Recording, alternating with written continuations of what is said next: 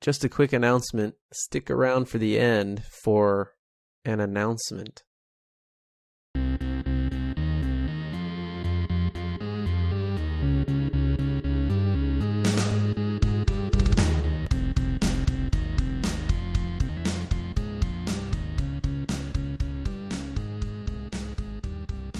Stop trying to make fetch a thing, Gretchen.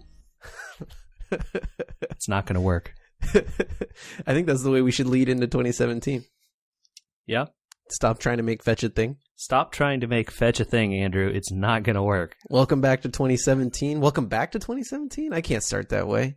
I don't know. You can. We messed it up right from the get-go. It's episode 35 of We Were Gamers, and it's a brand new year, JJ. Yeah. We made it through, I will pretend, a whole year of these episodes. It feels like it. It does feel like it. I don't know. I know it's only been 6 months, but...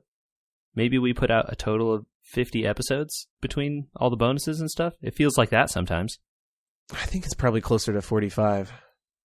Yeah, you're probably right. Maybe even 40. I don't think we've done as many bonuses episodes as we should. I think, though, that eventually someday it's like a Patreon option. Oh, yeah, okay. People want to support the starving artists. Mm-hmm. Well, one of us. Why are you starving, man? Didn't you have breakfast? No, I just had some coffee and a little bit of eggs, but, it's good. You get your coffee, you get your eggs, and you start the new year.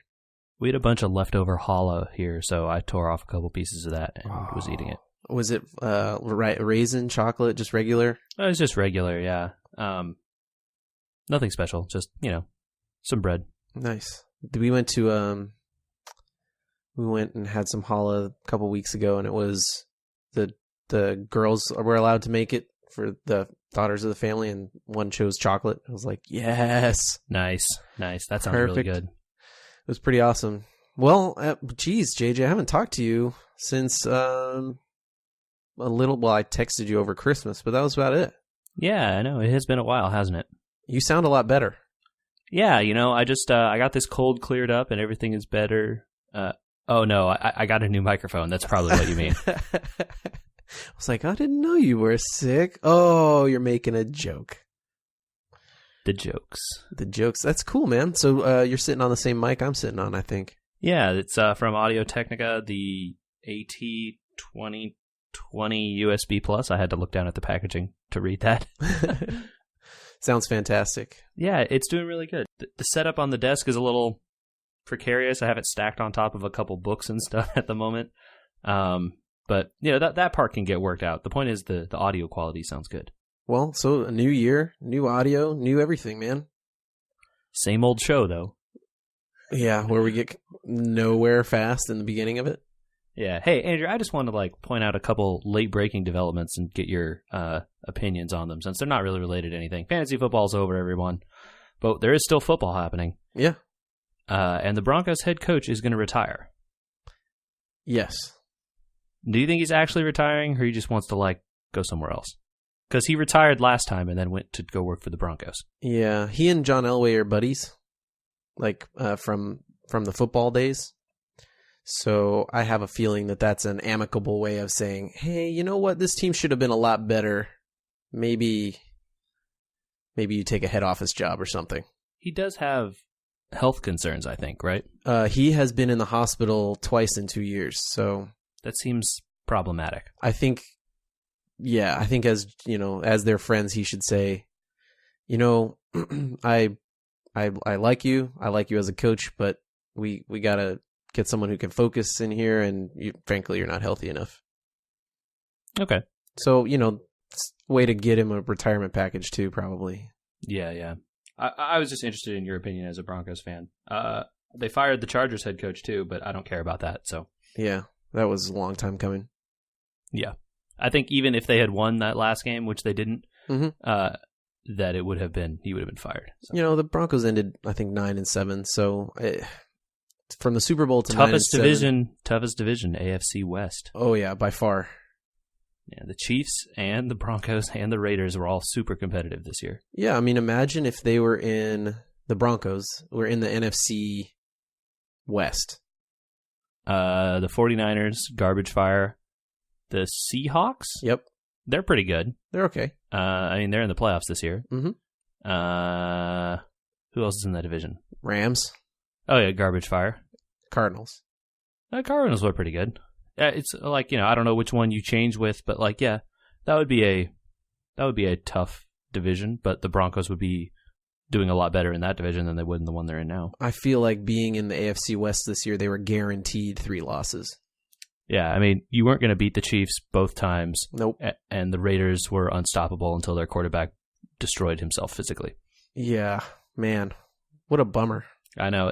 I was so looking forward to seeing Oakland in the playoffs just because of how good their team was when I watched it. Oh, but man. now there's nothing to watch. It's like their team is just going to fall apart and flounder. It explained a lot about who was carrying what on whose shoulders, and he made a case, unfortunately, for MVP. Oh, Derek Carr, you mean? Yeah. Yeah, definitely.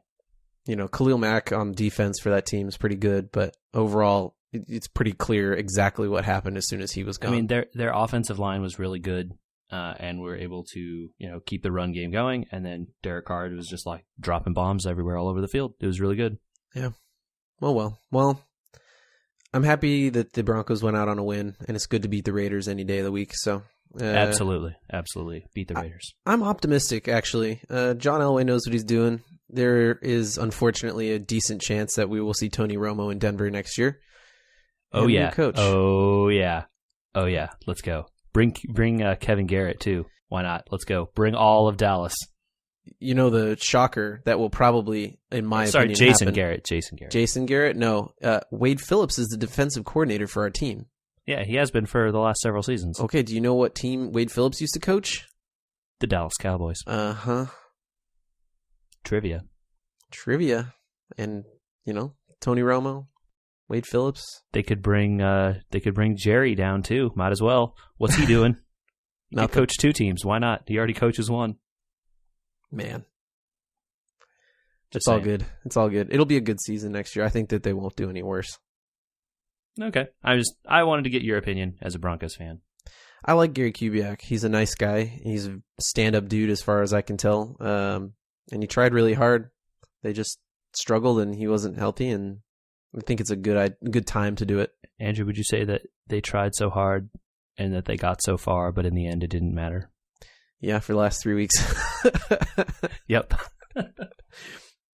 Oh, man. Well, I think that's, unless, we have any crushing news in the playoffs, we probably won't talk football again to the Super Bowl. Yeah, there's not really like anything, unless like one of the games turns out to be amazing or something. I know I probably won't even get to watch most of the wild card stuff. So yeah, the Packers are in the playoffs, so I'll still be watching some football. Who cares? Well, someone in this house cares. The Packers are not good this year. Oh boy, we are way, way off of the gaming path here. I just wanted to get this aside taken care of so we can get back to the stuff that people definitely listen to this podcast for. Yeah. Hey, since we're doing random at the beginning this time. Okay. I tried GarageBand last week. Oh, the like mixing software? Yeah, instead of what do we normally use? Audacity?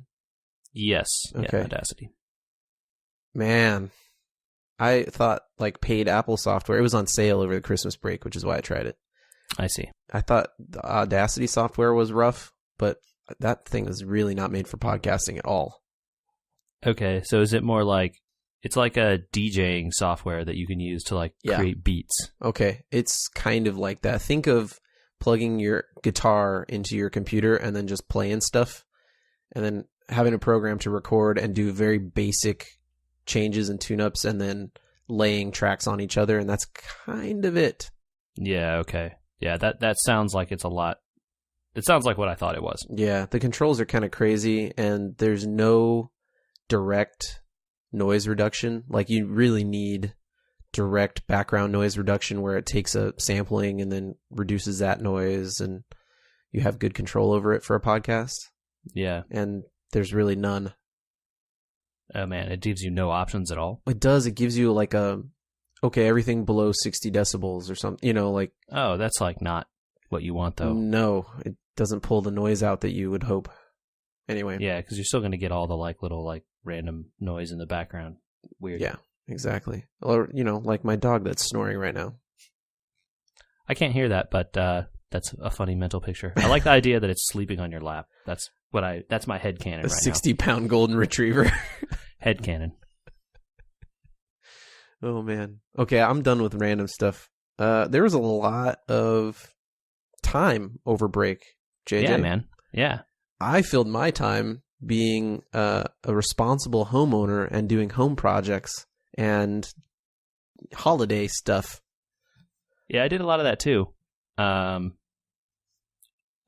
also spent some of that time paying other people to do responsible homeowner projects for me. Oh, okay. I did not. I went full farmer and like planted kale and had my that's good. Tangelos ripen, and then also did some framing work in the office, which is a complete mess again. I'm literally crammed into my desk because there's no room in here. But Talking about framing like the closet or the door? Framing in the closet, yeah. Oh, okay. Sounds. You know what? That's good, but it's easier probably than having to do the door. The door, I did frame one door in college with someone. Mm-hmm. It was the worst. And then hanging the door afterwards was the second worst thing. Actually, the framing wasn't that bad, but hanging the door was the worst thing. I will never hang a door. I'm not doing it. Yeah, it's the worst. Don't do it. I will buy pre-hung doors. Correct. And then fit the frame in there, because hanging a door sounds like the worst thing possible.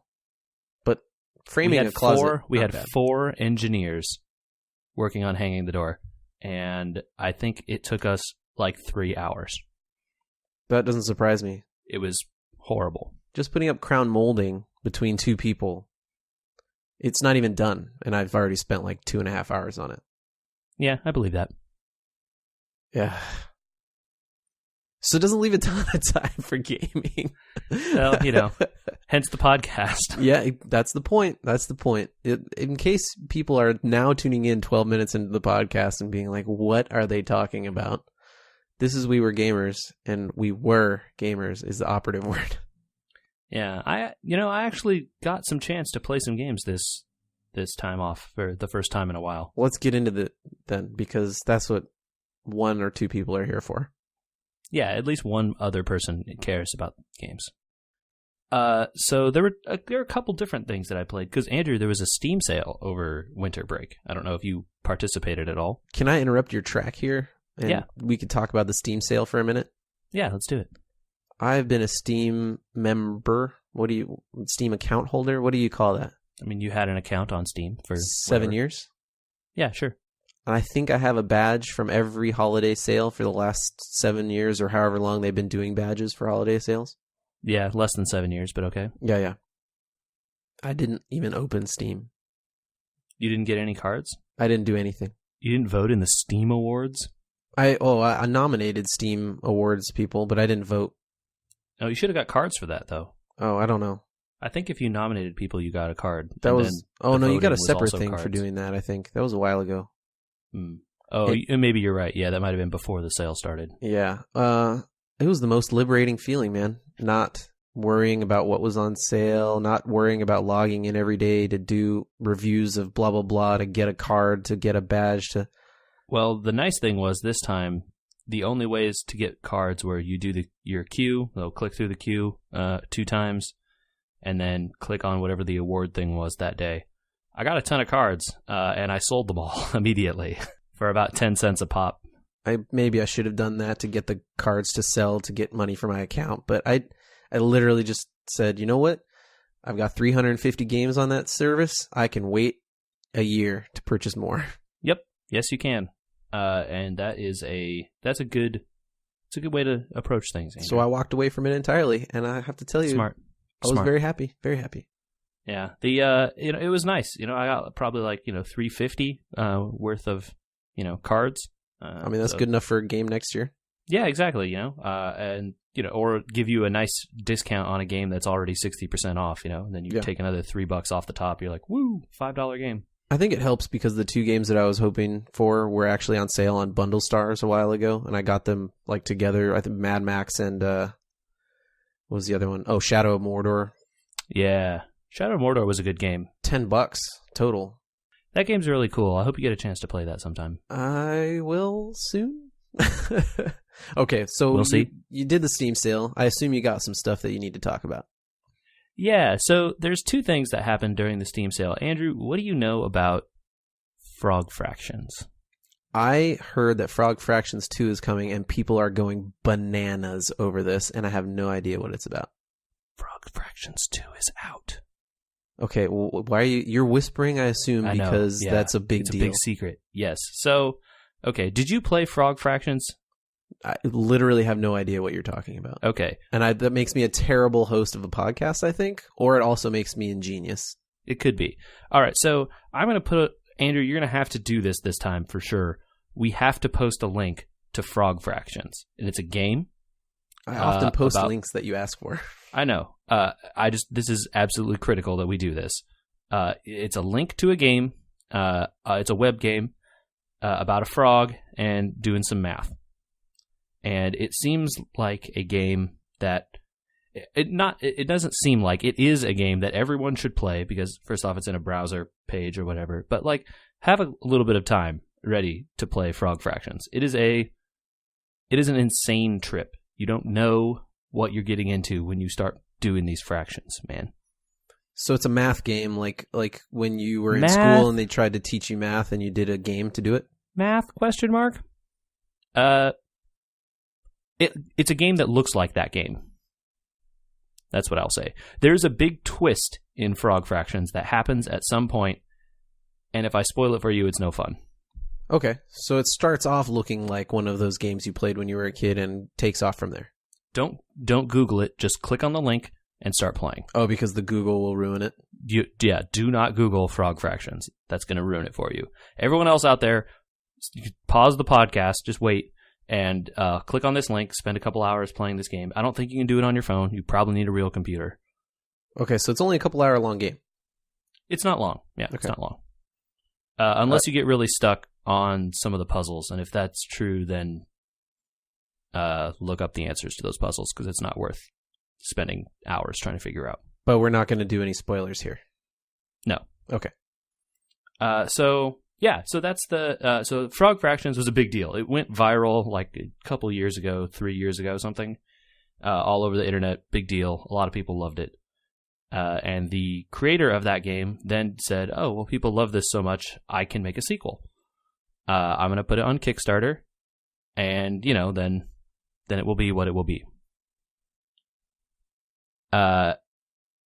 Except that his Kickstarter said, because the best part about Frog Fractions was that it's this surprise. No one knew that it was coming out. No one knew what was going to happen. It just happened. And so he said, "I'm not going to tell anyone when Frog Fractions 2 comes out. You're going to have to find it. And when you find it, then I will tell you that the jig is up and that Frog Fractions 2 is whatever." All right. So Frog Fractions 2 randomly released at some point. Frog Fractions 2 was patched into another game. Oh, wow. Okay. Yep. Oh, is it a spoiler to find out what game? Or do people have to find it? If you Google Frog Fractions 2, people will tell you immediately what game it is. But I can go ahead and tell you, Andrew. It is a game called Glitter Mitten Grove. Something to do with cats? Nope. It's a management sim based on building stuff, a colony of fairies. Okay. I like management sims. They live in trees, and you have to have food for your fairies, otherwise they leave. They don't die. Fairies never die, Andrew. They just leave the colony because they're hungry. And then you have to collect crystals, and you have to chop down fruit and collect sunlight and sparkles. You can use sparkles to cast spells and do, create more houses and build a palace to attract more fairies and so on and so forth. Okay. So this game existed already and was, just out there with not many people knowing about it.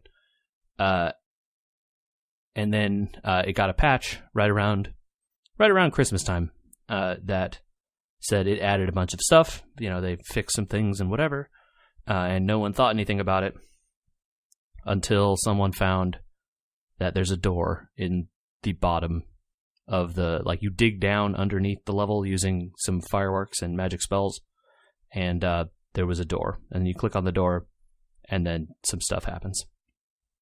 Introducing you to Frog Fractions 2. Introducing you to a game called TXT World, or Text World, and it's like do you ever play any of those like really old school dungeon crawling games where everything is like ASCII art? Oh, yeah. Yeah, those were awesome. Yeah, so it's pretty similar to that.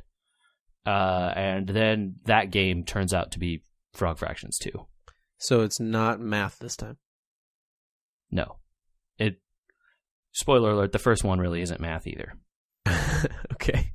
Yeah, it's really, really crazy. And you wander around this ASCII kind of level Zelda-y world, and you go places and then do mini games, and these mini games are really weird. There's one where like you're a roommate of an alien xenomorph, and you have to like piss the xenomorph off so that he moves out with you because you don't like him. Like Alien Xenomorph from the movie Alien? Yes, yeah. But you have to like go around the apartment that you guys share and like annoy him slightly by like messing with his stuff and like, the like poking the eggs on his bed and like turning the TV up way too loud and that kind of stuff. Just be like a really passive aggressive jerk of a roommate to an alien. Okay. Cool. Yeah, it's really weird. The whole game is really weird like that. Like that's just one of the mini games that you end up playing as you go through it. And then like when you complete the mini games, they give you items that affect how you move around in this text world. It's pretty interesting. It's really different. So I don't feel bad about talking about this because it's very different from what Frog Fractions, the first one, is. And so if people have never played that, I'm not really telling you anything by telling you about this one. So yeah, it's a really cool game that came out like during the Steam sale. And actually, I don't know that it was actually on sale. Oh, so how much is Glittermitten Grove for those that may play the first one through our link? Glittermitten Grove, I believe, is $20 or $19.99. Or it was when I bought it. Ouch. And it was a good like 6, 7, 8 hour experience there. Between the two games, or do you play the main game? Oh, no, you have to play the main game a little bit. And actually, like, there's something to be said that maybe the fairy management game is more fun or like more a complete game than Frog Fractions is. Wow. Well, so I mean, like, sense. if you bought the game that was a fairy management sim, that game exists, and actually, it's pretty fun. I collected a lot of crystals and like got like 40 fairies in my town. It was pretty sweet. Yeah, dude. That's so awesome. I played a bunch of that. I believe I beat that game. I don't know how you define beating it, but I definitely did, I think, all of the things. Okay. And Frog Fractions 2? Yeah. Also complete? Yeah. I don't think there really is a... I don't know. I won't say that. But yeah, I believe I got to the end of Frog Fractions 2. Okay. They rolled credits. I don't know if that's the end, but there were credits. And the credits label the game as Frog Fractions 3, which I think is a really good idea. Just to mess people? Yeah. Yeah. And there was a whole ARG and stuff that had been going for years and years trying to tease people about when the game is coming out and all sorts of stuff. And apparently the game was unlocked by someone in real life finding a box and mailing that box to someone else who had a key who got it from a mysterious package. And you put the key in the box and turn it, and then you press a button on the box, and then that launched the game, supposedly. You didn't even mention this part. That's crazy. The ARG was really, really insane, and people should look up the Frog Fractions 2 ARG, like on Game Detectives. It's a good blog that tries to follow a lot of this ARG stuff. It's really, really interesting, actually, but it's a really deep rabbit hole, so get ready to fall way, way down. I think we talked about those guys before during the Overwatch Sombra ARG. Right, yes, yeah. R Game Detective on Reddit there. R/Game Detective. Yes, thank you. There you go. Was that all you grabbed during the Steam sale? Even though it wasn't on sale? Yeah, that one wasn't on sale. But the other one was a game called The Witcher 3 Wild Hunt. Game of the Year edition. Wild Hunt is the expansion. No, that's the base game. Oh, okay. The Game of the Year edition is all the expansion stuff. Oh, okay. So you got the whole game. Yeah, I got everything that's been released for The Witcher 3 for, I think it was $30. And they were selling the expansions for $25, I think. So I feel pretty good about the value there. Now you basically have bought a version of Gwent, then. Correct. Yes, I have played a bunch of Gwent in this game, actually. Gwent is really hard. Okay, so you have probably played more Gwent than I have because I decided to put off trying Gwent till after the holiday break. Okay, well, I can tell you some stuff. I don't know if the game of Gwent outside of this game is the same as it is in it. Like the standalone version or whatever is the same as the one in the game, because the one in the game seems very unfair. Like, it's just straight up like, do you have cards that are better than your opponent's cards? Because those cards exist, and you just lose because your opponent has them and you don't. It was a bummer. Oh, it's kind of like the Final Fantasy VIII card game. Yeah, exactly. Oh, you just have one that has aces on all sides. Sorry, you lose. Yeah, and you waited to place it until I had already put down all my 3 cards that you can then ace. Good job. Exactly. Yep. Yeah. There's like rows. You stack your cards in 3 rows. There's a sword row, there's a bow row, and there's a siege row. And so you put your guys with the symbols in the various rows, and then you can play weather cards that affect only things in those rows. So it's like, there's a frost, and all the sword cards now are reduced to 1, or there's rain, and now all the siege cards are reduced to 1. So you can but it affects both sides, right? So if you play rain, both sides siege things are all reduced to 1. So that reminds me like of the old Star Wars game where you'd play force cards that would affect troops actually, you that's don't have. very good. Yeah, exactly. That's like a very good analogy. Anyone that played that old Star Wars card game knows what you're talking about. Nice. We should do a podcast on that. The thing that sucks, though, and why I say there are cards that are just better, is there are cards in that game, the like special cards, and they have like a fancy flavor, and they're like the hero characters, like Geralt and Yennefer and all those people, that are not affected by those weather cards. And they're usually like 10 strength cards, and 10 is pretty high. Yeah. And so you put down a card that's 10 strength, you can't play weather to stop it. You lose. Sorry. My opponent just ignores the fact that I played the weather card, reducing all his points, plays a card that gives him 10 more strength, get bent, you lose. Ouch. I've lost to the computer a lot in that game. I can tell. I finally was able to beat someone who had one of those and took it. So now I have like one of those. Nice. But, there's more. Reminds me of a linear version of Final Fantasy's card game. I can't remember the name of it. Yeah. But they have, a system for preventing you from filling your deck with only those cards, which Final Fantasy VIII did not have. So there is a little bit of a balance. Your deck can only contain so many of those like special cards. I forget the exact numbers, but I only have one, so it doesn't bother me yet. Nice. So getting back to the actual game of The Witcher. Right, yes, the actual game. Wow, man, it's really, really good looking. That's what I can tell you. Now, I'm surprised you went for it. You're not a huge Skyrim fan. I know that The Witcher is third person, but you kind of have railed a little bit against open world games before. And it's already bothering me because the map is so big, and there's so much like, I don't even know how to explain it, but like they give you, right, you have quests, right? Yeah. And your quest will be like, hey, I talked with this guy. He says they're being plagued by a monster in the woods, and it took some children, and here's where the kids were last seen. So you go over to that area out in the field next to the town, which is maybe like, you can run there really quick. You don't need a horse. So you get there and you're like, okay, this seems all right. And then you start using your Witcher vision or whatever to do like game detective stuff.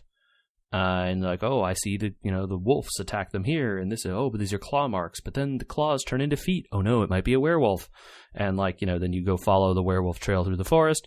And now you're on the other side of, like this whole forest. And you find a little cabin and you fight a werewolf and everything is fun. Well, now you have to go back. And so then it's like, I have to call my horse and like ride halfway across the countryside to get back and tell this dude. And then he'll be like, you killed that guy? He was my friend. I'm not giving you any money. Wait, so unlike Skyrim, you can't do more than like one mission at a time out in that area? Oh, no, that you can have tons of quests, but it's not easy to complete multiple quests at the same time. They're not next to each other or something? Sometimes they are, but it's infrequent. At least so far, I have only just gotten to the big city area, so I don't know if that changes a little bit more once you're in town. But you can only really track one quest at a time. What? Yeah. What do you mean you can only track one at a time? I mean, you can only see markers on the map for what you should do for one quest at a time. That's insane. I mean, I have a quest log with like 47 quests in it or I know. whatever, and I can just switch to any of those at any time, and then I'll see those markers. That's insane. What open world game only lets you track one thing at a time? Skyrim, WoW, all those let you mark everything. I mean, I don't know. It's nice because then it just railroads me into doing the one thing. So I actually think it's all right. I'm not bothered by the fact that it only lets you do one thing at a time. I don't want to play this like an MMO or something, which it feels like you definitely could do. Well, yeah, but at a certain point, like, okay, I ran to the other side of the woods and killed this guy in the cabin. Okay, let me track my next quest. Oh, I needed to be right next door to that cabin. Also, it depends, right? So I guess I'm trying to say, so like actual quests versus like stuff to do in the world. Stuff to do in the world will show up on the map. Like, oh, there's a magic stone here, and you can get points from the magic stone. Or there's a monster nest here, you can kill it, kill all the monsters and get some stuff. Or there's a secret hidden something here, it's just a question mark. Go there, find out what it is. Like, that stuff is on the map all the time. And so there's not see it. A lot of side questing then? Those are the side quests? No, the go find a monster in the woods are the side quests. The main quests are like follow your friends and try to find the thing that you were doing, like the big point of the game. Interesting. So far, anyway. It's odd to me that the side quests wouldn't also be fully trackable all the time. The game divides them in like a few different ways. There's main quests, there's secondary quests, and there are Witcher contracts, and there are treasure hunts. And all of those things, you can only track one of any of those things at a time. And then anything that isn't those things is on the map all the time. So I guess we should give people a rundown on what The Witcher kind of is. So The Witcher is a series of games. This is the third one, where you play as Geralt of Rivia, who is a guy who... It's like a fantasy-style world, but kind of like Eastern European fantasy, where like everything sucks, and the peasants are all downtrodden, and all the kings and nobles are jerks, and no one gets along, and there's a lot of war all the time. And there are monsters who attack villages and stuff, and the peasants just deal with it and usually die. And Witchers are people that were genetically created through magic to be like mutated super monster killer dudes. They did this a long time ago, when they created these Witchers, and public sentiment has kind of turned in more recent times, and kind of no one likes them anymore. They sort of see them as mutants because they are, and they don't want them around. So that's the game. Pretty. And you have your swords. You have a sword for the Witchers always carry two swords. There's a steel sword for people, and there's a silver sword for monsters. And the game is pretty good about telling you when you should use one versus the other. And if you use the wrong one on the wrong type of thing, it doesn't really do much damage. So you'll figure it out real quick. Interesting that the silver sword wouldn't do much damage to people. Yeah. It's more, the game explains it like, oh, the silver is soft and like has a bunch of properties and magic that are built to help you fight monsters. If you hit humans with it, well, it does do damage. It doesn't do no damage, but it also like ruins your sword and doesn't make it effective anymore. Oh, okay. That's what they say. I don't know that that's true. I wonder if you have to repair it or something. Oh, you definitely have to repair stuff in this game. Yeah, that happens all the time. That's cool. Yeah, it's pretty fun so far, you know? And you have a horse, you can run around, and there are races, and you can get saddlebags that let your horse carry more. And then you have, you know, it's a big game that you could play for a long time. Do you think you're going to make it through, or I'm enjoying it so far. You know, I am kind of skipping back and forth between the quests that interest me. I'm not doing everything. And I'm certainly not going to try and collect all the Gwent cards because the amount of time I've spent losing Gwent so far has been very frustrating. Okay, so you'll play it more linearly than probably most people who play the game. Yeah, there's a lot of wandering around that you can do, and like every time you come across a board, right, you pick up like 4 more quests, and you know, I'll just do what seems interesting. The writing in the game so far is really good. I will say there is a quest line called the Bloody Baron that maybe some people have known about, or have talked about. But it is a really, really fantastically written quest series that I think everyone should check out. That was really, really cool. Sweet, man. Well, maybe you'll beat The Witcher faster than I can get back to Skyrim. Who can say? I can tell you it's probably the case. Okay, well, we'll see, man. You never know. That's true. I did get in a few games, JJ. Of? Some I don't know if you call it a few games. Mario? Did you run? I ran a lot this Did break. a lot of running. Well, okay. because, you can play it for 90 seconds and then be Sure. done. Yeah, short games. Yeah. Did you hear that it's coming to Android? I heard that it was eventually going to come to Android. Have they set a date or something? No street date, but they have on, I guess, the main Android store page, like the Google or the Amazon store, they have alert me when it's available buttons now. Okay. Which they did the same thing for iPhone. They didn't give a hard date, but then less than a month later, the game was out. Gotcha. It just showed up when it was ready. I guess so. There's been a huge warning, from everybody though, that do not download them from not a main store, because there's a lot of people that are like, "Hey, Super Mario runs out. Download my APK file." Oh yeah, I'm not hacking you. Mm-hmm. Yeah. Enjoy all these suggested other games for prawn. Or enjoy me using your phone to mine bitcoins. Yep. And ruin your battery. Yep. Yeah. So hold off, people, and get it from a real store. It's free. You can wait. Well, it's not free, but you can try it for free, so you don't have to rush to get it somewhere Andrew, else. did you pay money for a game on your phone? I did, yeah. Okay. So, how do you like it? We talked about it a little bit last time. It's a 10 bones. But that's a lot. It's good enough that Katie's playing it too, so. Okay. I still like it. I still enjoy it. The more I've played it, the better I've got at it. And some of my thoughts initially went from very positive to very negative to neutral again. You came around full circle. Yeah, 340 degrees. Okay, so you're still a little bit off from where you started. Yeah, I'm not as high shoot to the moon on it as I was, because some things need to be changed. So you're saying there are parts of Mario that are broken? Of the systems that they put in place that we talked about before. So we talked a little bit about it, and I go back through and give people a rundown, but there were 2 different modes basically, right? Well, 3. There's build your kingdom, there's play regular Mario as a runner, and there's race against other people in a timed get a lot of coins match. The Toad Rally. The Toad Rally. The Toad Rally is the part that needs some adjustment, I think. So they're a little bit, I don't know how to say it. They're kind of yucky. You gotta elaborate on yucky. Yeah. So we said before they kind of, it seemed like they were using free to play to gate people's progress a little bit. Right. Yeah. You had to get tickets to do Toad Rallies. Right. I'm maxed out on tickets. First of all, you can max out on tickets at 99. Why?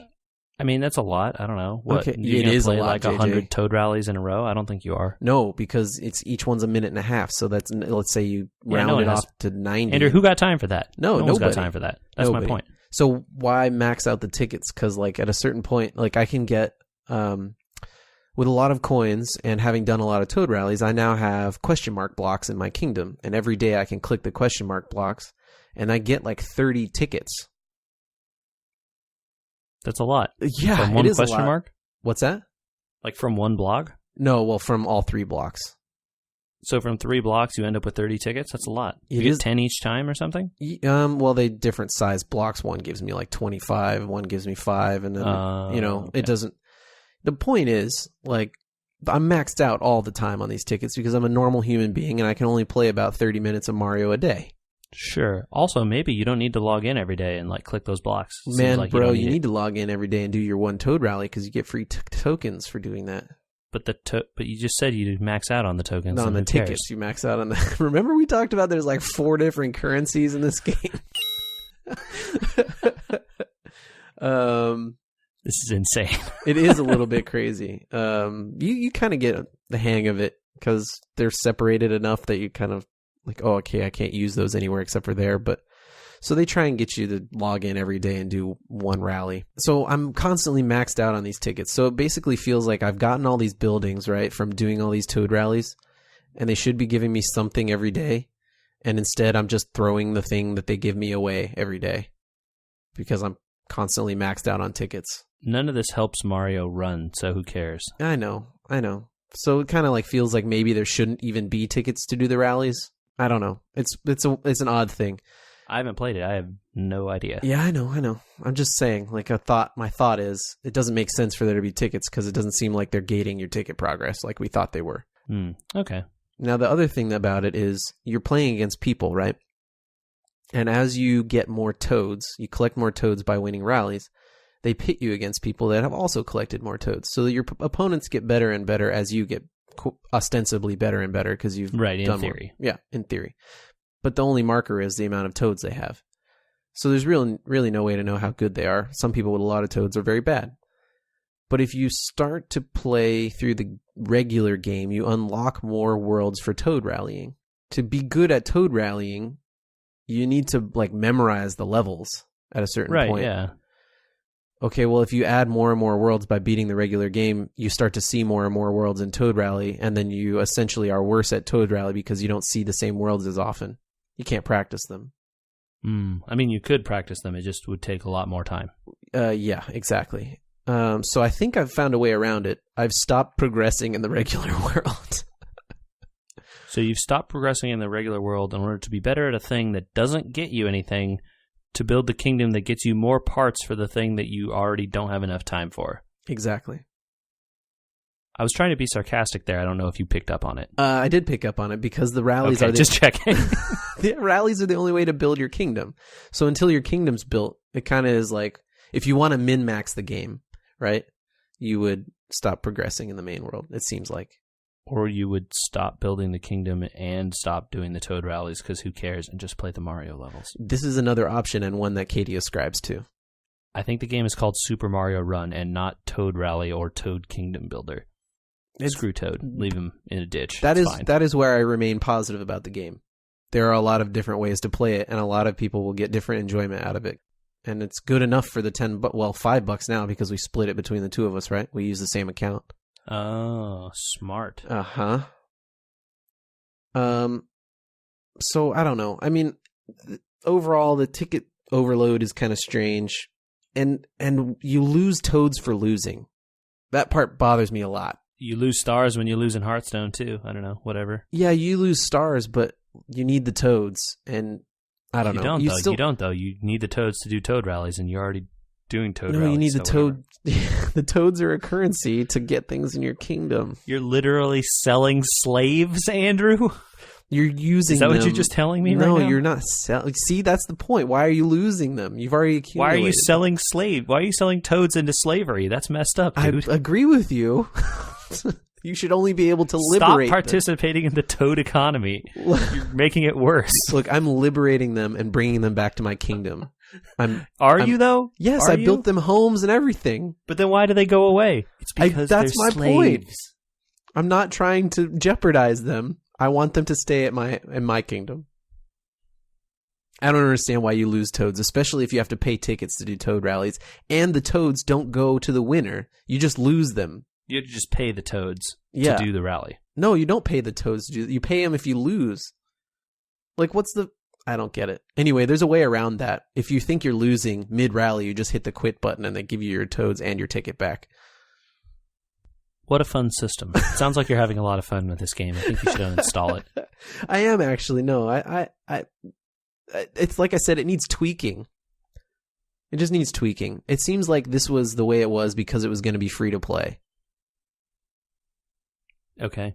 A lot of that makes more sense if it was going to be free to play. So maybe, I don't know. My actual only complaint about the game, design-wise, like in the long run, something that needs to be changed immediately, is that when you get a star, like in regular Mario, when you get a star, right, the screen pauses for a second, it gets really, like, the contrast and brightness goes down, so it makes it harder to see everything, and then you start moving again.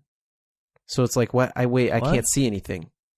That's weird. Yeah, it changes your brightness mid-level. Is it just because, like, you stop touching the game for a sec and, like, the screen auto-dims? It adds, because of the star, it adds other effects to the screen, like starry, like, ooh, you're sparkly. And to make that stand out, they make those pop up from the screen, which means the rest of the game gets darker. Oh, I see. Okay. So they kind of, like, contrast the effects forward by dimming the rest of the level. Yeah, and then it makes it really hard to, like, not fall in a ditch if you're mid-jump when you grab your star. Gotcha. Or, like, you'll miss an enemy at the end of your run because your star goes away slightly before the screen undims, and then you'll run into it and die. And so that's my own, like, that's my actual need. You need to change this complaint. Okay. I mean, that sounds annoying. And for the part of the game that's supposed to be good, the running part, that seems a problem. Yeah, and it's a problem on both parts of the game. So, but there's a lot to be positive about. They're already adding features to it, like friendly runs where you can run against your friends in the game without losing any toads or tickets or anything. You can just try and beat their times on levels. That's cool. That seems like something that should be able to do. Yeah, it should have been in the game from the beginning. The buildings, the amount of buildings for your kingdom is insane. Just absolutely insane amounts of buildings. And the more toads you gain, like, they don't even tell you all of them. Sometimes you'll gain like 50 toads and then go back to the shop and you're like, wait a minute, there's like 20 new buildings here. Where did these all come from? They're all aesthetic pretty much. I think they let you know what all the special buildings are that you need to get from the beginning. So, but they just keep coming up. So there's a chance that they're just going to keep updating this and changing it. There's a little toad in the top left corner that gives you news and stuff, and they give out free rally tickets for 50 million downloads. And so my guess is that it's still active enough. They seem to be proud of it, even if the paid numbers aren't that great. That's cool. So, like I said, I'm 340 degrees. I went 180 on it when I was having trouble with the toad rallies, and then I kind of figured it out a little bit and how to work around some of the issues that they have there. And now I'm mostly back. I think it's still a very worthwhile purchase if you're into Nintendo games. Obviously, there are cheaper runners, and if you only want to do the runner, that's fine. But I think there's a decent amount of features. And like I said, if you're really into replaying levels and trying to get coins and things like that, stars and all, now I get to try the harder one, and then I get to try the harder one. You'll sit there for a while on some of the black coins for sure. Cool, man. Yeah, that sounds really cool. I can't wait to hear your opinion if you try it for free on Android whenever it comes out, and let me know what you think. Yeah, I will be happy to give it a go when it's available. Yeah. Maybe you'll tell me I'm completely wrong, but I don't read a lot of news and opinions on things like this anymore because I don't generally agree with people when it comes to things that are paid, right? In a phone market when they're used to everything being free to play or $2, the instant complaint because it costs money. It's just, you have to tune it off. I think setting a price on a phone game leads to an expectation of a certain level of quality and a certain level of content there. And as long as you think you're getting your money's worth for what you paid, then that's okay. Yeah. It's just like if the game has a bunch of problems or like there's a bunch of stuff that goes wrong all the time or there's only like 20 levels or something, then I would be mad to have to pay money for that when there are games that have that amount of content that are free, right? That's the difference. Yeah, I understand the point. It's definitely a different market than, unfortunately, the people that are writing and complaining about it.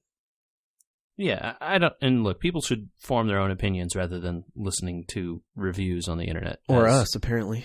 Yeah, well, hey, you should know at this point the kinds of things that we like a little bit, and if you think that seems like a game that sounds fun to you, you should do it. That's what I think. Yeah. I have no idea if I'm going to play it because it's not out on my platform yet. Has your Pixel been affected by the battery problem? What battery problem? I think there's a battery problem with a bunch of the Google Pixels. I did not hear about this. Now I wish I'd written it down because... You're talking about all the Samsung phones that are exploding all the time? No, those are Galaxy Note 7. Yeah. Pixel... I don't do research much on this show, but yeah. Android Nougat is causing major problems with battery life on the Google Pixel. I have not noticed my battery being outrageous or bad or anything. But I will look into that after the show. Yeah. I guess they're shutting down at like 30%. Same problem that the iPhone 6s has been having with the most recent update they had. Like the phone turns off when it's at low battery? Yeah, when it's nearing low battery, it just shuts down. I can't say that I frequently run my phone down to that low level of a battery, so I'm not... It's possible I'm affected, I don't know. Interesting. But the battery has been good so far, it seems. And I don't know if it affects only the non-XL or XL or whatever. I didn't look too much into it, but... Okay, well, good warning. Thank you. Since you have one of those. Hey, have you been playing any Hearthstone, by the way? Yeah, I've been playing a good amount. I've mostly been getting through the quests and stuff. Can we talk about a card for a minute? I know that people don't probably care too much, but... I love talking about cards. I do too. I think I've found the best card in the game. Patches the Pirate. All right. No, Patches the Pirate is one of the reasons I'm having a hard time playing right now, because it's just like, okay... I'm in charge now. Every single deck is Patches the Pirate. He's pretty good. He is pretty good. But I wish, I like playing Jade, and unfortunately it's kind of hard. Would you say that the card that you're talking about is Reno Jackson? Oh my God. Those two. It's like, it's either... Andrew, we are going to be rich. Every single deck is Patches the Pirate or Reno Jackson. It's great. I kid you not, every single deck. And I'm sitting here playing my Jade Druid, and it's like, okay, well, this is Warlock, so... Andrew, here, let me tell you a story about my ladder last season. This is a new season, as you know, because it's a new month, new season, started over. I got up to like maybe rank 9 last season. I didn't play like a ton, but I was trying a little bit to move up. Nice. Yeah, it was good. I played a bunch of aggro warrior to get up to like 10, and then I played like some Reno Warlock to move up a little bit more. And then I got lazy and stopped playing. So then, like, near the end of the season, I came back and was like, oh, yeah, I want to, like, do some more laddering. Let's see how this Druid thing works. I ended the season at 14. Yeah, I don't think Druid's from 9. That great. Andrew, here's the secret. It's not that Jade Druid is a bad deck. It's that it is a bad deck in this time. Yes. Patches, the Pirate, and Reno Jackson. And actually, the Jade Druid deck, if you're playing it correctly, can beat Reno Jackson decks because you'll outvalue them in the late game. Agreed. But the issue is that getting to that point without losing is difficult. Yeah, because Reno Jackson decks, as we know, actually, usually the reason I lose to those kinds of decks, specifically the Warlock one, because the Warlock one is the one that does this, is they run Leroy and Faceless Manipulator and Power Overwhelming with Emperor Discount. Mm-hmm. And they then hit me in the face for like 27 damage or whatever that combo gives you. It's a lot. It's like 20, I think. Yeah. And I can't heal because the deck doesn't have room for healing. Right. Well, you have 2 Feral Spirits, but usually those have been used by that point. Yeah, you needed to use them to remove their Bran on turn 3 or whatever. Yeah, exactly. Yeah. Your woes are felt, man. I actually also like the Jade Druid deck, and it's not good right now. Yeah, I was real excited about it, too, because I ended up getting most of the cards for it in packs. I didn't have to craft anything, really. It's actually pretty fun to play Jade Rogue, too. But again, that deck is not so great. No, Jade Druid, I think, is the best of the Jade decks, but anyway. It definitely is, but it's just it's a tough feeling. It's tough. I think, though, I know the best card in the game. Do tell. Dirty Rat. I love Dirty Rat. That card is so good. It's so much fun. Also, it screws you super bad sometimes. I don't think it does as often as it would help you. Oh, no, it's definitely more help. Well, it's a card that can be both helpful and hurtful depending on how you play it, which is a really good way to make a card. Yes. So the best way to play it, I think, is can we describe what it is real quick? So in Hearthstone, you have a hand and all these sorts of things. Dirty Rat is a card that when you play it has the battle cry effect of what is it? Because it doesn't count as played. I believe it's Summon? Summon a creature from your opponent's hand to the battlefield. Correct. So take a card out of their hand, put it in play. Put it in play. Now, it does not gain its battle cry effect if that happens.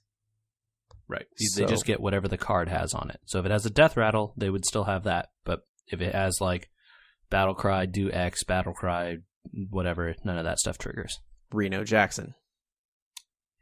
I've beaten other Reno decks using that card in my Reno deck. It's really good. Because at a certain point, they're going to need to Reno soon, and you drop Dirty Rat, and you have the 50% chance to pull the Reno out of their hand. Or whatever it is. Or whatever else. Yeah. But you play it. Sometimes you get other stuff. You play it after turn 2, where you can drop Dirty Rat, and then, if you need to, Doomsayer. Yeah, you don't play Dirty Rat on turn 2. No. It is a 2 mana cost card. It is a 2/6 taunt, which is really good stats for a 2 cost card. But the issue is that if you play it on turn 2, people just have random cards in their hand at that point, right? Like they mulligan for low cost stuff probably, but there's no way to know that they don't just have Ragnaros. And if you play it on turn 2 and then they get Ragnaros, you just lost the game. Or you play it on turn 4 and you've already got a few things out on the battlefield and they pull out your Druid of the Claw and now you only have a 4/4. Yep, with no charge. With no charge that you can't get through the 2/6. And then they drop the Doomsayer and they kill off everything you have. Yep. Dirty Rat is really annoying and really good, I think. Really cool card. Yeah, and it's an epic, not a legendary, so you can run 2 copies, although I don't know any deck would choose to run 2. No, I've only seen it really in really Reno fun. decks.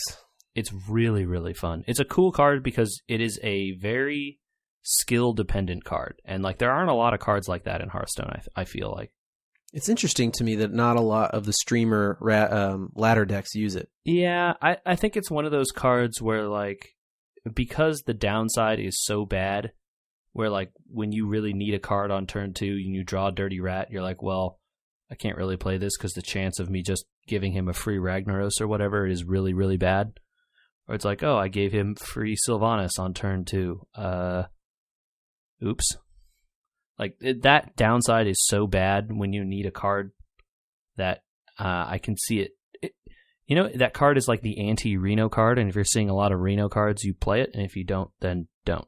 Yeah, you wait until they don't have anything. Or everyone out there listening to this podcast that really hates Reno Jackson, put a Dirty Rat in your deck, and when you play against that guy, after it gotten to a certain point, and you're pretty sure they have Reno in their hand, throw it down. Yep.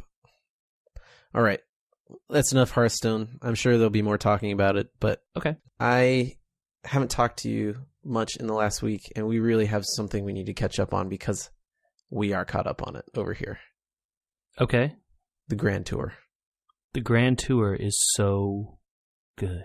Oh my God. Yes. Let's talk about the Grand Tour. We caught up. Okay. This is a spoiler-ish section. I don't know if you can you call it spoilers if it's the Grand Tour? Know. It's weird. It's a thing where, like, yeah, I guess you could. They're pretty like they don't really hide what any of the episodes are about. It's sort of like a variety show in some ways. I don't know that it's spoilery to tell people what the episodes are about. And I know it's just our discussion section, like so if you don't want the jokes ruined for you, we'll keep doing Grand Tour at the end so you can cut out a little early. But yeah. Wow. Yeah. The last 3 weeks of the Grand Tour have been fantastic, right? Oh my gosh. That 2-parter was really good. Okay, so let's back up to previous to the 2-parter because that's a longer discussion, but okay. The Mustang and RS episode. Yeah, that was fun, right? So the 2-parter is a special, and that's a different animal entirely, but the focus in RS really, I think, finally brought back the nature of the old show in terms of the week-to-week segments with the funny, interludes, but where they're still kind of reviewing cars, but they're, also having fun. And I feel like in the tent, and all that sort of stuff, they finally hit their stride in a way. Yeah, they've sort of started to figure it out. Clarkson was a little bit over on point about making some derogatory jokes. Whatever. It's who he is, I guess. You know what you're in for. You go for Jeremy Clarkson, you get all the inflammatory opinions. Yeah. That's just how it works. I said the whole episode and was vindicated at the end that the RS was faster through the track, and I was right. You got to remind me which which ones we're talking about here. So this was the episode where Hammond met the right-hand drive Mustang on the dock. Oh, okay, yeah. And then he's driving it around, having his little love affair with the new British Mustang, basically, and showing it around town. And then Clarkson shows up in the Ford Focus RS, which is the new Rally Sport Edition, which is my dream car. Okay. It's got the most advanced all-wheel drive in the world on a $40,000 car. Yeah, that wouldn't surprise me that a car with all-wheel drive is faster than a Mustang. They at the end of the episode, they were all talking about how it had more character, and the driver seemed to make you think it was faster. And I kept saying, like, I mean, yeah, the Mustang's fun to drive, but I owned one. It can't corner worth a dang. Yeah, and it turns out their track has some corners. Yeah, so all-wheel drive, guys, makes your car faster. I mean, it's been proven pretty much unilaterally that anytime Top Gear tests something, old Top Gear, and I guess this one too now, but that things with all-wheel drive are just always faster than things without them, because cornering and stuff just makes it's just better. Yeah. So it was cool. I, as a fan of Ford for basically my life, and a big fan of the RS based on everything I read about it, it was a fun episode for me personally, that one. I think I want to track one of those down used one day, like once people are done having their fun with them. Yeah, it could be a fun car to have. The issue, of course, once they're used, is that potential issues with, like, breakdowns and stuff. Yeah, I mean, it's not a car built pre-2000, though, It's not like it's going to break down every 5 seconds. Sure. Okay, the two-parter, JJ. Yeah. Vintage Top Gear. This is my jam right here. It felt a lot like the one where they went through the salt flats. Yeah. So we'll get to what it was about in a second, but did it feel... It felt a little bit more produced than the last couple times they've done a special, like when they went to the Falklands and Argentina and all that. It felt like a little bit more set up, a little less haphazard. Sure. Especially with the ending and all that. Of course. A lot of it, the show in general feels like that more to me. Like, it definitely was. It's a lot more obvious to see the hand of the producer, right? Happening. Yeah. In this show compared with previously how Top Gear felt. Do you think it's because they have more money? I think it's because they have more creative control, and like the BBC required them to be factual in all the time. Right. So like making it seem like this is what actually happened then becomes a little important. Whereas this show, I think they've said, we say facts, but everything else is entertainment. Yeah. Like, it's a fact that's our opinion. Yeah. I think part of it that I miss a little bit after having watched that was some of the crazy real stuff that did happen. And there were a few moments that were like real. Oh, yeah. Like the one where Richard Hammond drives off the cliff and Clarkson gets out. He's like, oh my God, stop everyone. Hammond went off. But no, he was fine at the bottom of that giant hill. Or when Clarkson almost died. Yeah, skidding off the edge into the meteor crater. Yeah, like those moments were real, and those were the like, oh my God. It was like the best stuff. That's the best stuff. But like when he wakes up in a helicopter, that's just produced for the moment, Yeah. And, a lot of it is, the entire thing that happened at the end is silly, but then got like surprisingly tense. So, Okay, so give people a rundown on what happened in this episode, just because... if they haven't watched the show yet, I think that if you describe this, someone will at least turn this on and watch these 2 episodes. So the producers, the guys were talking to the producers about how they loved beach buggies, which were, like those kinds of, I don't even know how to describe them. How do you describe this kind of car, Andrew? It's an open top 4-wheeler made for like sand dunes and things like that and to like drive around on beaches. It's from like the 60s and 70s. Like a guy like Prince and Steve McQueen would have owned one of these to tool around on the beach. Not as complicated as a modern dune buggy or sand rail with huge suspension and things like that. You would have used this very, very low tech compared to something like that. Yeah, exactly. You'd have used this more like actually on a hard packed beach or... They were built off of VW Beetles, and So the guys were talking about it, and the producer said that he thought beach buggies are horrible cars. They all disagreed, and so the producer says, "Prove it. I'm going to stick you on a beach in Namibia and make you drive these beach buggies 1,000 miles to somewhere on the north end of Angola, I think. South of Angola. The north end of Namibia. Which, yeah. Okay, maybe people don't know where Namibia is. It's to the northwest of South Africa. It's the next country up on the coast. Near the bottom of Africa on the coast, right. And so they start them on a beach next to a desert. The Namib Desert. The Namib Desert, the really big desert. Yeah, one of the most deserted deserts in the whole world, I think, There's actually. literally nothing except, like, sand for large parts of that desert. I think they filmed Mad Max and Star Wars there. I believe parts of both of those movies have been filmed there, yeah. Yeah. It's really big. There's really nothing there. And these guys have these beach buggies that are, it turns out, not that good at going over things like rocks, sand dunes. They all took a different take on the dune buggy, right? Like, as they do. Yeah, as they do. To the personalities of the presenters. You can imagine that James made one that is very boring, very faithful to the original kind of a thing. And Jeremy Clarkson put a giant V8 in it because he's an idiot. And then Richard Hammond made his look like he's Indiana Jones so he can go camping. Oh, man. He basically built a dune buggy powered by a VW. Yeah, he added suspension and stuff. And even with all of that, his was still garbage. Like, in terms of the... Oh, yeah. Like, his suspension was still... Like, he added more shocks. He upgraded, a bunch of components. And, like, even after all that, you could tell it was still really rough in his, too. Yeah. So they were told that they had to go to this beach near the corner of Angola, but what they didn't say was they weren't allowed to drive certain places because the government in Namibia has protected zones for wildlife and all that sort of stuff. So there's a big salt flat, I guess, somewhere on one edge of the Namib Desert, and the government did not allow them to go there over that. So because of the directions, like, they also don't give them maps or, like, really any idea of where they are. They're just like, well, we're on the coast. If we follow the coast up, got it. Right? That's how this should work. Yep. Oops, here's the part that we know we're not allowed to go to. So okay, turn around. So, you can tell there's produced moments, like there's a helicopter at one point, or, the whole glamping episode where they're shopping for stuff. Those are all very produced moments. I had a hard time telling, and I think it's less than I'm worried about, but I had a hard time telling when they were driving because they had to go inland basically to get around these salt flats and stuff.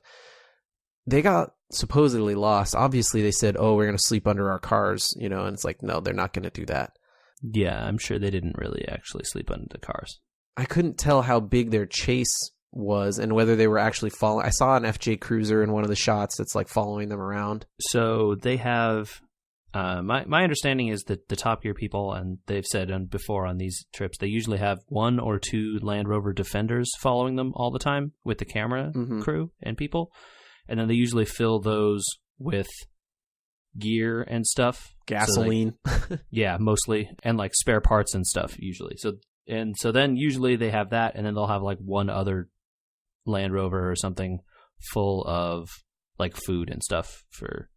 I don't know specifically if that's what they did for this, but that's what they've done in the past, so I imagine it's similar. I hope it's similar and that these guys are kind of in the lead, but I did see that. I don't know if it's a Land Rover or an FJ. It looked like an FJ, but it could be a Land Rover. Well, you have to think that how do they get the shot of Jeremy, the shot of Jeremy Clarkson's face driving when Jeremy Clarkson is supposedly in the lead, right? So, like, there's already one car ahead of them. Yeah, but sometimes there's no tracks in the desert ahead of them. It's obviously you can make that shot, not hard. They do a good job with the cinematic stuff, and I think I suspect they are more real with it than fake. So you think that they actually let Clarkson get them lost in the middle of the night like that? Or he did to some degree, yeah. Because I absolutely know that what he was trying to do is not the right thing. So I think they were doomed from the start, even if they just followed his idea. Right. That's not how you That's not how you navigate by the stars. So in one aspect, right, there's the producer, and you are trying to keep people on a schedule. You have to be certain places at certain times. They had that huge thing that had to be erected at the end of the episode. Right. They had to be in town probably on certain days for a production schedule. So how, it's interesting to watch this episode and try and wonder, now that they're on Amazon, how much they're in charge of the expeditions, so to speak, and how much they're just sort of following along the pre-described ideas of what should happen during the special. The producers are them, though. Those three and like Andy Willman and like one or two other people are the people that decide what happens. So it's the Andy Willman part where he has his team behind the scenes making sure they have gasoline and all, and they have hotel accommodations and all that sort of stuff, and they're in charge of making sure that keep them on schedule, because they're also acting at a certain point, right? Totally. And I bet at some level those like adventures that they go on or whatever, they make it seem like it's all sequential days and stuff. I bet not. I bet there's like a day break. They film all the desert stuff sequentially because they have to. They can't be driving around in the desert for like 7 days or whatever. You're just going to run out of stuff. But then they like take a day off when they get to the hotel so that they can like figure out what they want to do in town, scout locations, whatever. And then they come back and shoot that the next day and stuff like that. Like the production realities of the show, I imagine, are different than what it seems to look like to us, the viewer. I just hope that it's as real as it can be, because it does appear to be, and they have some great moments in there, like Clarkson saying that he basically had to, his car broke down at a certain point and it was overheating. I mean, if you looked at his face for like the second time he had to stop because of the thing overheating, he'd go like 2 miles, it stops to overheat, 2 miles, stops to overheat. You could see like the shot of him, he's pretty PO'd. Like he is not having a good time. So like, you could tell he is really unhappy. Yeah. So I hope, that sort of stuff is fantastic, and what you only get during what we should now stop saying is Top Gear and call Grand Tour. That's right, the Grand Tour. And I'm so glad they did this, because it shows the commitment they have to make the show as good as possible. Do you think that they'll do... How many episodes is the first season? Do you remember? I do not remember. I imagine it won't go too many more. Probably another 1 or 2, and then that will be it. And so this is kind of like we'll get one special a year, a season maybe? And that's always been the case. Their other Top Gear seasons worked like this. Usually they would do one special with, a big 2-part thing that usually came out around the end of the year. Yeah. And then a lot of seasons they end with this. But I don't think that's how this one is going to work. Yeah, I don't think it's the end. I hope it's not. Anyway, it would, because if it was the end, they didn't talk about season 2, so right, it's not. It shouldn't be. I hope so. But I had a great time. I mean, it was like I just wanted to see. Really, really fun to watch. Oh the first one, especially the first of the 2-part episode, was really, really good. Yeah. The second part is also good, but not as good as the first part, I thought. But they're both fantastic. So much fun to watch. Oh my gosh. Such a good show. And so another advertisement for us to say, you should all be watching the Grand Tour. You should watch it. And actually, I think parts of it now are available off Prime. Mm-hmm. So they can get you hooked. Even if you're not an Amazon Prime subscriber, you can still watch some of these episodes now, and you absolutely should. I think, unfortunately for them, the last 4 episodes are much better than the first 4. Although the episode where they build sustainable cars was fantastic too. It was really funny also, yeah. But, there's in this last couple episodes, they have, Clarkson's V8 can't hold up to anything because it's literally shaking itself apart. I love the repair he does where he's like, oh, we just lost a mounting screw back here. I will use a hammer and a screwdriver to fix this by hammering the screwdriver through the hole and leaving it there to hold the car together. Or how he literally breaks his throttle because it's got too much power and the car wheelies and drops down and shatters the throttle line. Yep. And then he has to add he has an accelerator pedal that opens the throttle full, and then he has a decelerator pedal to slow his car down. He has to pull line like a trolley car. He pulls the line. Yeah, and it's not the brakes, it just disengages the throttle. Oh man.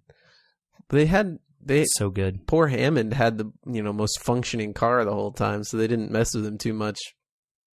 Except when they loaded his car with extra weight and fish heads. Oh, they never followed up on that. They literally threw fish guts into his car. They threw fish guts into his car, and you never hear him complain about it. Maybe they just didn't notice, or they fell out the next day or something. Oh, man.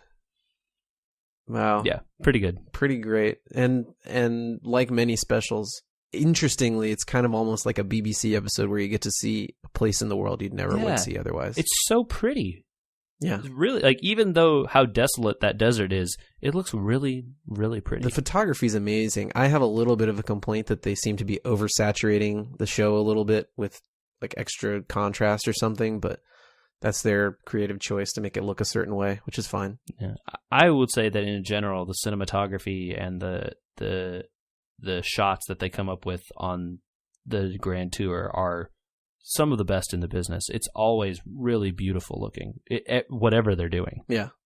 And you get to really see their personalities a lot more in these specials too. I think definitely.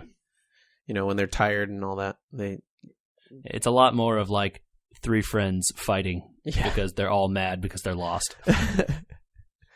Oh, wonderful. Well, I think we should wrap it up there. People got our rundown on pretty much everything, or follow-ups on the entire vacation, man. We took a little bit of extra time because it's been 2 weeks, but it has been a while. Yeah, I think it's pretty good. Well, I think people should stay tuned because there might be a bonus episode this week. Oh, thanks for the reminder. Yeah, someone might be interested in talking about a little movie that came out called Rogue One. Yeah, I think that people should keep an eye on our Twitter at We Were Gamers or our Facebook.com/WeWereGamers. Yeah, those are good places. And you'll find out through those two venues you could subscribe on iTunes or Google Play or Stitcher. And then you would get it downloaded immediately. Yeah, those are great places. Yeah, you would get this thing automatically when we release a bonus. Yeah. On Rogue One. And if you want to ask us questions, you can email them to podcast@weweregamers.com. Yeah, that's fantastic. And we'll see you, as per usual, going forward weekly. Yeah, every week. In 2017.